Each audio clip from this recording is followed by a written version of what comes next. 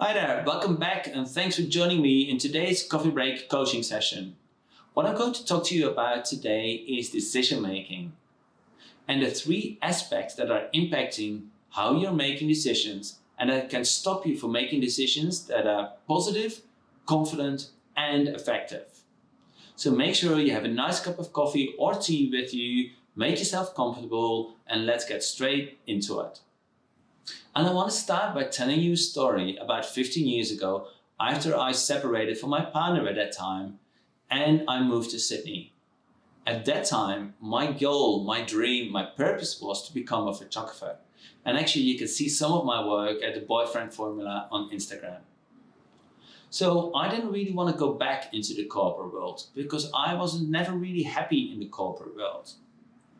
So what I ended up doing is I ended up living on my money, pursuing a career in photography, which wasn't going as well as what I was anticipating. But I decided I needed to do some investing because I knew on a basic level that putting your money in a savings account wasn't really going to help. So I went to the bank. The bank told me you can put it in an index fund. This is the safest way of doing it. So that's what I did. It wasn't until a few years later that somebody told me, Marcus, with that kind of money, you could have had 10 properties around Australia, which you could have rented out, would have now provided you with rental income. I just didn't know. I just knew I didn't want to go back into a situation where I was going to be unhappy. I just knew that I had to keep money in my bank account because I had to go and survive. I had to pay for my rent, my food, and I did not have consistent income coming in. After living like that for 10 years, I really came to the point where I was finally facing bankruptcy. And when you are in that position, it's terrifying. And I did not know a way out. But I decided then to surrender. And fortunately for me, I had a great opportunity coming up after that. So what I want to talk to you about are the three things that are stopping you from making confident decisions that are good for you. The three key things are stress, not having the knowledge or the skills, and fear. So let's start to talk about stress first. When you are in a situation where you have fear, you're putting yourself in a closed mindset. This is the opposite of a growth mindset.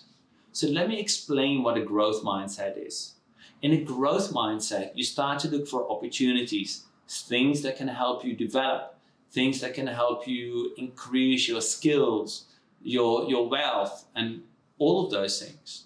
A closed mindset, which happens when you're stressed, means that your circle of reference, your frame of reference is very limited because you only see what is causing you stress.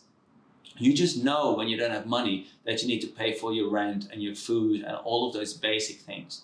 So it is really limiting in what it is that you end up seeing in your life. So you're closing yourself off and you don't see the growth opportunities anymore. So the way to deal with that is whatever decision you need to make sure you make it on the basis of a growth mindset. Okay, so you may have to look after your rent and your income. So you are surviving. But you can see, okay, this is a foundation that I need to have. And then I can start to build and expand on that. So sometimes it is just about a mindset thing and even trying to maintain that. Another way to stay in a growth mindset is when you start to think about knowledge and skills. Like I said, when I was considering how to use my money, I did not know where to go. So I went to the bank. And then I was told I could have invested my money in properties around Australia, not necessarily where I was living, and I could have started to rent them out. So I didn't really know about these things. And my role models in managing money, they were great savers, but they were not financial people. They were not able to grow their money. They were putting the money in the bank account, thinking that is the best thing to do. Oh yeah, I dabbled at times with learning investing. I played investment games with the bank and the Australian Stock Exchange, but I didn't have the support, I didn't have the skills. So I didn't really get very far and really soon I gave up. So I just did not have the skills and the knowledge. So there's always an opportunity for you to expand your skills and knowledge. Like, this is part of the growth mindset.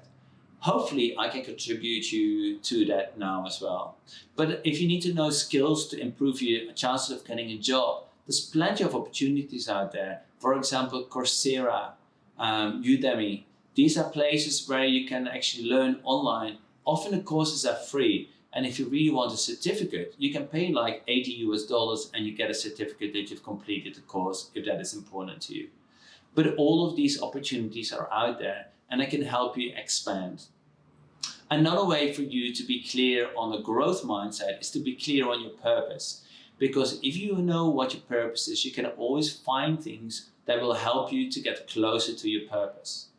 So a growth mindset is important, and learning new skills and expanding the knowledge to give yourself better opportunities. Then the final thing I mentioned is fear. Often what we do is we're looking at what is happening around us. We're looking at the worst potential outcomes when we are in difficult situations. So one way to get around that is by evaluating what is important to you. Often people don't want to make decisions because they have fear of failure.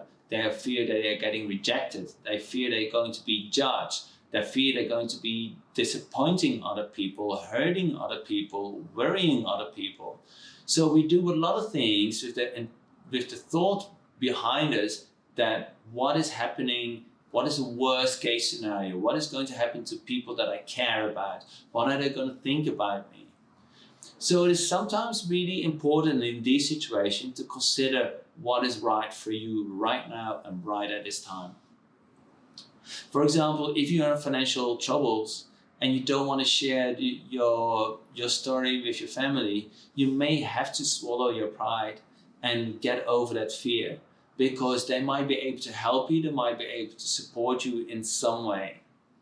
You may not have thought about how it is that they're going to support you, but even just to have that connection with your family, it is really important to have these things.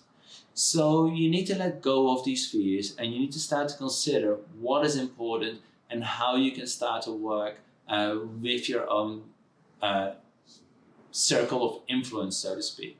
You need to expand your comfort zone and you need to think about yourself. Okay, is this emotion real? Is this outcome really going to happen? Again, this is a closed mindset. The other way you can start to look at things is, okay, so what are some of the positive outcomes that come out of this? I know it is difficult and I have been there, but it is important that you put this fear aside. Often fears are not actually going to happen. I once read a research paper and they talked about the anticipation of people that I had. What if something goes wrong? How worried were people? Well, people were worried often if they, on a scale of 1 to 10, if their anticipation of worry was at the level of 7, the reality was that it was only about 5.5, between 5 and 6. So the worry that we have, that we are anticipating, is often far less than what we are thinking is going to happen, than what our perception is. So fake emotions appearing real, you have to consider different things. You need to maintain a growth mindset, and instead of just looking at a worst scenario outcome, you also need to look at positive aspects that come out of this. Okay, so the 3 things I discussed with you today is stress and dealing with a closed mindset.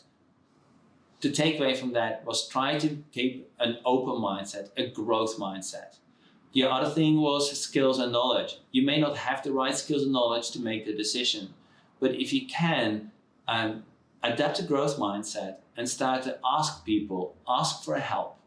And then if you have resources where they can help you, use those resources to give you the knowledge and skills that you want to have. And finally, fear, fake emotions appearing real. Often our expectations and our fears are based on external influences, on what others are going to think of us. So try to consider what it is that is really your outcome. Consider the growth mindset. Consider some of the positive outcomes as well. And just remember, often the reaction of other people and the worry you are going to experience is far less than what you are actually expecting. I hope you liked this video. You can follow me on my 3 major social media platforms: YouTube, Instagram, and Facebook. Just type in Marcus van Driel and I will come up. I would love to hear what you thought about this video, and if it's left any questions with you, please let me know in the comments, and once I read them, I will see if I can create a video that will answer your questions. So for now, thanks very much. Let's get back to work, and I hope you have a good rest of the day. Ciao.